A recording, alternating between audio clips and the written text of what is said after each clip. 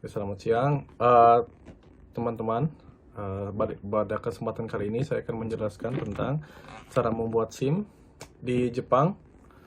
Mungkin SIM ini buat orang-orang yang alhamdulillah dapat kerjaannya di kota seperti Tokyo, Osaka, atau misalkan kota-kota besar yang lainnya. Mungkin nggak perlu buat dapat SIM, apalagi SIM mobil, karena mungkin udah didukung sama transportasi umum yang ada, jadi mungkin gak perlu ya. Tapi untuk orang-orang yang kerjanya seperti saya di dusun, di desa, di mana transportasi publik juga nggak terlalu banyak, mungkin ini salah satu yang bisa diperhitungkan untuk diambil, apalagi kalau misalkan kalian ada rencana buat bawa keluarga ke Jepang, karena kedepannya kayak pindahan kosan atau misalkan keperluan-keperluan lain belanja tiap hari, kalian mungkin akan perlu kendaraan sendiri. Selain untuk tentunya pastinya buat ini ya, buat support kerjaan kalian ya. Oke, jadi buat cara membuat SIM di sini ada dua cara. Tapi di video kali ini saya akan jelasin, mungkin rencananya insya Allah bakal dibikin playlist lah. Jadi bukan cuman cara membuat SIM, yang ternyata masih tentang membuat SIM, tapi ada beberapa poin. Yang pertama ada cara-cara membuat SIM, itu ada Kirikai Menkyo, yang seperti yang saya lakukan. Jadi saya punya SIM A dulu di Indonesia, terus habis itu di convert ke SIM Jepang. Terus ada cara yang kedua, yaitu cara benar-benar yang dari nol, Gashuku. Mungkin nanti bisa saya wawancara teman-teman saya yang punya SIM dari belajar dulu ya. Ada yang dari Gashuku, ada yang seperti sekolah les mengemudi biasa ada. Terus ada juga nanti di video ini ada syarat-syarat untuk membuat SIM. Terus mungkin di video yang lain ada hasil tes sekolah mengemudi. Jadi sebelum saya tes, saya dulu belajar dulu, les dulu di sekolah mengemudi. Nggak full, tapi cuman 2 jam, 3 jam atau 4 jam. Sangat recommended. Tapi kalau misalkan nanti kalian lihat video ini mungkin udah nggak perlu les ya, karena nanti saya akan jelasin apa sih yang kita pelajari gitu. Lumayan hemat per jamnya itu bisa sampai 5.000 sampai 5.500. Dulu saya waktu les itu bayar 5.500 sejam. Terus yang keempat ada tips dan trik buat lulus SIM, yaitu tentu ngaruh sama ini ya, waktu hasil les di les mengemudi, terus hasil waktu tes saya juga. Terus ada beberapa wejangan atau advice biasanya setelah kita gagal, terus kita dikasih advice sama yang ngetes kita. Nah, saya kumpulin dari kesalahan-kesalahan teman-teman supaya nggak terulang lagi. Terus mungkin nanti ada video tambahan untuk cara perpanjang SIM. Biasanya kalau misalkan kalian udah punya SIM, biasanya SIM yang pertama warna hijau itu berlaku sampai 2-3 tahun, tergantung waktu tes kalian sama waktu tanggal lahir. Jadi ada yang 3 tahun, ada yang 2 tahun. Nanti mungkin bisa jadi video tambahannya. Oke, lanjut. Untuk yang pertama di video kali ini saya akan menjelaskan tentang cara membuat SIM. Ada dua, ada Kirikai, ada Gashuko Menkyo. Kalau Kirikai itu yang pertama tentunya harus ada SIM A dulu ya. Jadi saya rekomendasiin kalau misalkan untuk teman-teman yang nonton video ini dan belum berangkat dan mau berangkat, apalagi kalau misalkan ada waktu 6 bulan dan ada rencana untuk tinggal lama dan mungkin kedepannya membuat SIM, saya sarankan untuk membuat SIM A dulu. Tapi syaratnya SIM A ini harus 6 bulan sebelum keberangkatan. Kalau misalkan terlalu pendek, 6 bulan atau 3 bulan ya, lupa. Kalau misalkan terlalu pendek, nanti gak bisa dihitung. Terus surat keterangan polisi nanti saya jelaskan lebih detail. Atau kalau misalkan yang perlu bisa komen, atau misalkan nanti chat saya kasih lihat contohnya. Soalnya surat keterangan polisi ini ceritanya panjang ya. Ceritanya panjang ya, kalian tahu sendiri lah polisi Indonesia itu beda-beda. Nanti bisa inilah dijelaskan lebih panjang. Terus kalau misalkan yang KIRIKAI, kalau misalkan gak suku Menkyo ya jelas gak butuh SIM ya. Jadi bisa dari nol. Terus buat kalian juga yang emang gak pede dan belum nyetir di Indonesianya, saya sarankan untuk gak suku Menkyo.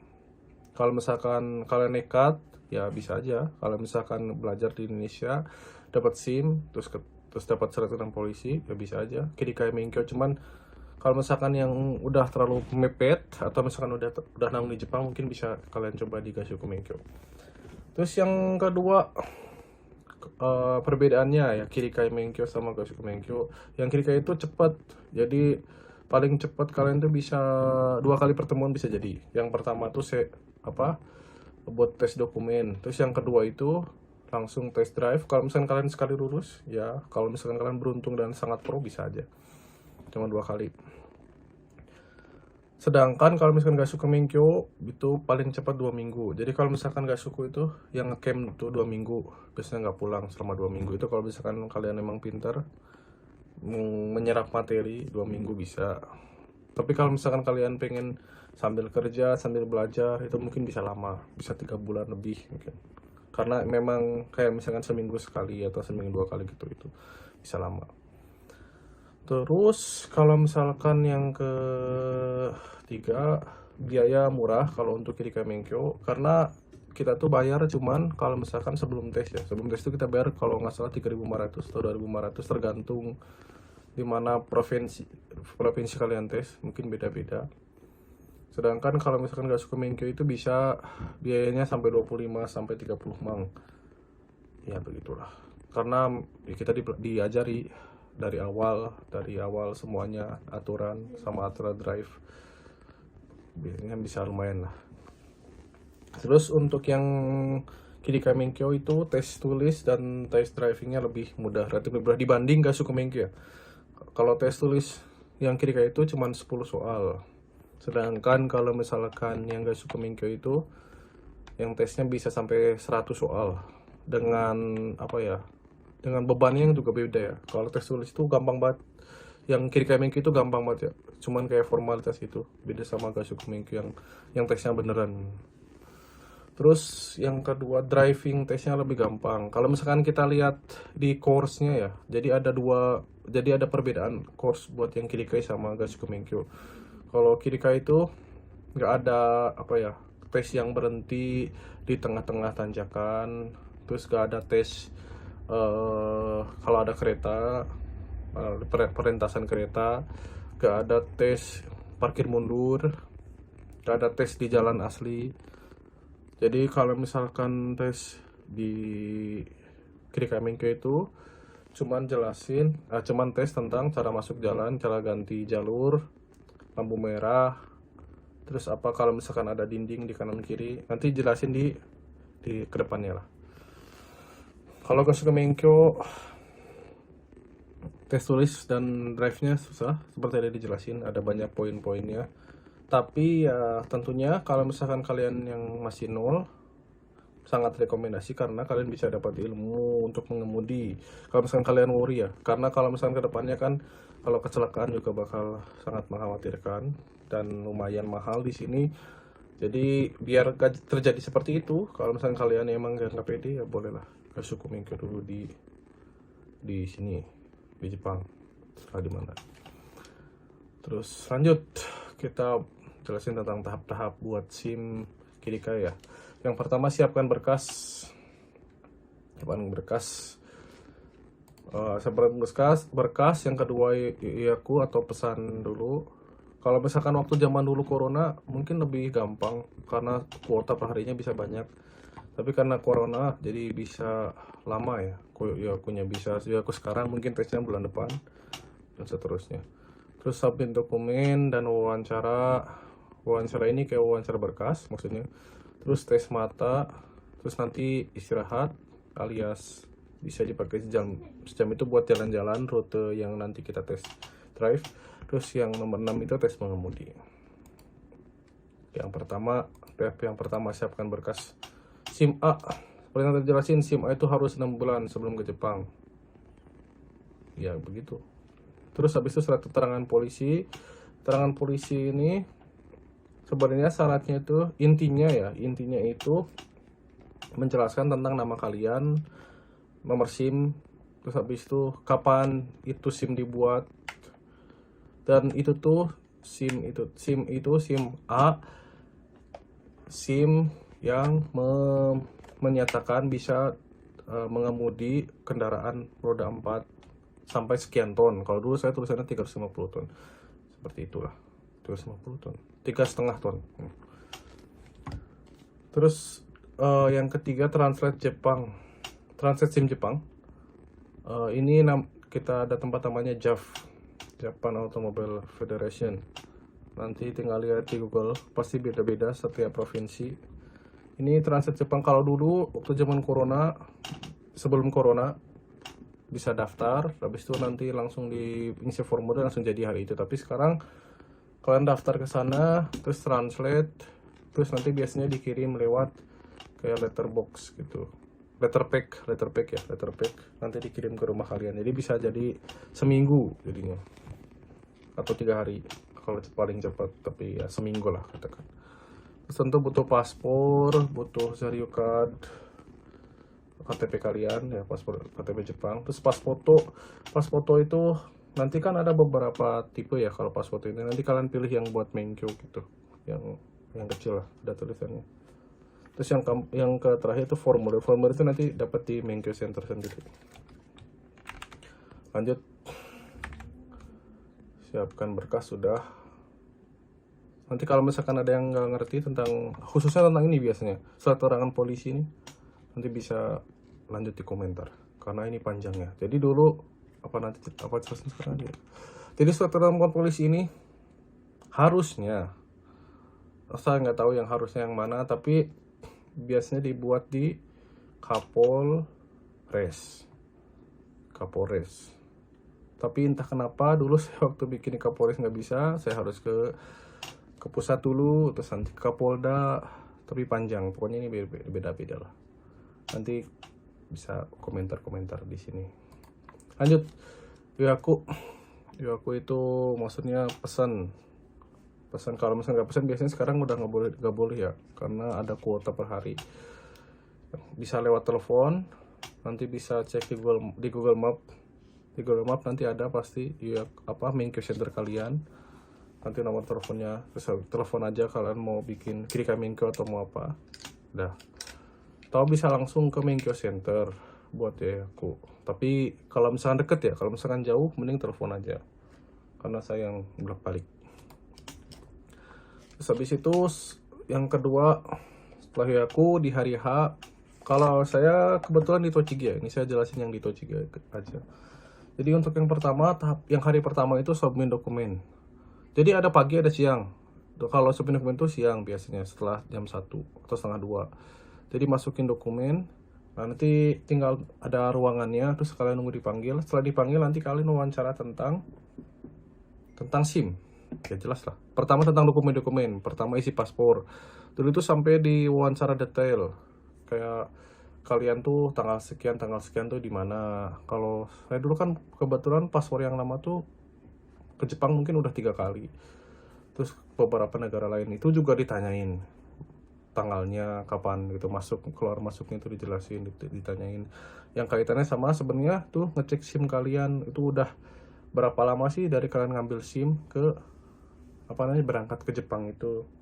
Kalau misalkan kalian memang baru gak terlalu banyak keluar atau gak terlalu paspornya banyak, maksudnya list kemana-kemananya mungkin gak terlalu ada masalah ya. Terus yang sekarang kan SIM Indonesia kan gitu ya, merah putih, terus nggak ada nama apa-apanya, cuma tinggal data-data gitu ya. Itu dijelaskan aja, karena mungkin untuk kalau dulu saya masih pertamanya waktu ganti SIM, jadi masih aneh polisinya. Tapi kalau sekarang mungkin udah terbiasa. Berdoalah. Cara membuat SIM. Terus abis itu selain dokumen, terus kalian juga bakal ditanya cara membuat SIM A di Indonesia. Jangan jawab nembak, pasti auto gagal. Kalian lihat aja di YouTube apa yang resmi ya. Sebenarnya gimana sih cara membuat SIM? terus dijelasin lah yang bener. Kalau misalkan kalian gak sendirian, kalau misalkan kalian berdua sama temen kalian, pastikan jawaban kalian sama biar nggak aneh pas didengar polisinya. Jadi lihat di YouTube nanti ada cara membuat SIM gitu, alur-alurnya. Nah, terus samain dah itu videonya sama teman kalian biar nonton, biar nanti pas jelasin sama. Lanjut, udah selesai tes yang subin dokumen wawancara itu biasanya 1 hari, itu dari jam 1 sampai sore itu udah selesai. Nanti kalian kesini lagi ke Menkyo Center lagi, ini hari yang kedua, entah kapan. Biasanya waktu di wawancara yang tadi itu, yang tadi itu, yang subin dokumen dan wawancara ini kalian ditanya kalian mau tes kapan gitu, nanti ditanya di sini tanggal sekian. Nah udah, ini hari kedua. Hari kedua itu sebenarnya kalian tuh bakal berangkat pagi jam 8.30. Sebelum masuk, pertama sebenarnya kalian harus ke UKSK dulu. Ini lagi ya, submit dokumen lagi. Pertama ngisi formulir sama bayar yang tes itu, tes SIM. Nanti ada lokernya. Bayar terus nanti dikasih apa kayak perangko tanda buat kalau kalian udah bayar. Terus habis itu masukin ke lokernya, ada loker buat ngasih dokumen, terus disubmit, terus tunggu lagi. Terus habis itu setelah itu mulai diwawancara lagi, tapi nggak sedetail yang pertama. Ini cuman hari dicek dokumen yang dibawa. Saya ingetin lagi ya, dokumen yang ini bawa semua. Terus habis itu nanti kalian ditanya juga apa mau otomatis apa manual, soalnya kan beda ya otomatis dan manual itu. Kalau otomatis lebih gampang, kalau manual ya lebih susah. Tapi kalau kalian biasa manual ya manual lah. Soalnya kalau misalkan nanti manual itu bisa drive mobil otomatis, tapi otomatis gak boleh kalian nyetir mobil manual. Jadi manual tuh lebih ini ya, lebih kuat. Cuman ya lebih susah. Terus setelah dokumen wawancara selesai, terus biasanya tiga orang tergantung ini ya, tergantung ministernya, kalian dipanggil lagi buat tes mata. Tes mata itu nanti kayak ini, kayak dikasih apa namanya, dilihat ya kanan kiri dulu. Yang misalkan yang kanan, nanti yang kiri ditutup sama alatnya. Terus nanti itu ada kayak tulisan C gitu, kayak gini kan, kayak C gini. Nah ini kalau misalnya ini berarti lubangnya di mana, di kiri. Atau nanti C-nya kayak gini, nanti lubangnya mana, di atas, di bawah gitu. Kayak gitu terus ulang kanan kiri, terus dua-duanya gampang lah. Terus yang kedua tes tulis bahasa Inggris. Bisa milih sebenarnya bahasa Inggris atau bahasa Jepang, bisa milih, cuman tergantung Menkyo Centernya.